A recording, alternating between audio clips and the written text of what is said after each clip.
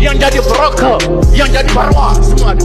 Kalau bulan bisa ngomong, saya tidak pengen rasanya mendengar ujaran-ujaran kebencian yang kadang-kadang ujaran kebenciannya itu disampaikan di mimbar khutbah. Padahal waktu khutbah Jumat dia mengatakan ittaqillah, bertakwalah kalian semuanya kepada Allah. Selepas ittaqillah malah caci orang. Orang lain disuruh takwa, dia sendiri tidak mampu menjaga lidahnya. Bagaimana mungkin Anda menganjurkan ketakwaan kepada Allah sementara lidah Anda tidak jaga dengan baik? Kalau Anda memang bertakwa kepada Allah, jaga lidahmu itu. Karena keselamatan manusia tergantung kepada lidahnya. Jangan sebentar-sebentar karena berbeda kemudian benci. Ketika benci kemudian timbul rasa marah. Rasa marah kemudian dendam. Islam tidak pernah mengajarkan seperti itu. Kalau saudaramu keliru, nasihati. Saudaramu salah, benahi. Jangan sebentar-sebentar bid'ah, syirik, kafir, apalagi ini. Beliau wakil rakyat. Ini keetika kita bertahan.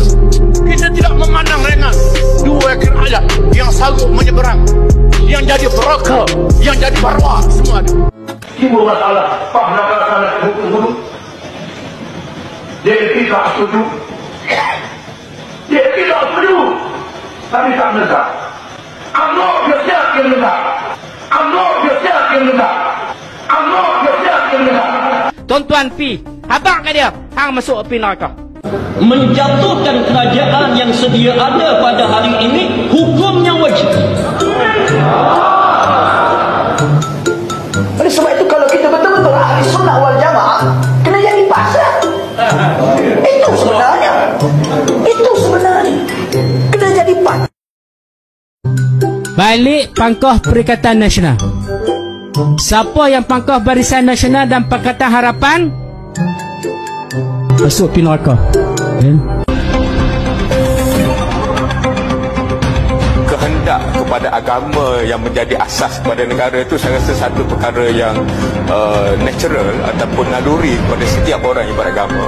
Cuma bagaimana mereka memahami agama mereka sendiri dan menterjemahkannya di dalam isu-isu pentadbiran, pengurusan dan juga isu-isu politik, itu bergantung pada kefahaman dan juga pendekatan masing-masing. Jadi saya rasa ini bukanlah satu isu yang sepatutnya memecahkan, kerana agama itu sepatutnya menyatu padukan manusia, tapi oleh kerana kepentingan kuat, maka kadang-kadang setiap puak tu dia ada naratif masing-masing, dan sekiranya orang yang tak masuk dalam naratif mereka seolah-olah tidak bersama dengan mereka untuk memperjuangkan agama.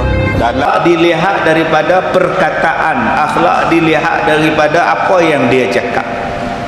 Kalau saya ni penceramah, saya sendiri pun tak berakhlak dalam bercakap, saya belum berakhlak. Nak tengok manusia ni berakhlak ataupun tidak, tengok dia bercakap. Adab dan akhlak. Sebab iblis dan syaitan, dia tak ada akhlak, dia tak ada adab. Tapi dia ada ilmu. Boleh selamatkan dia tak? Boleh.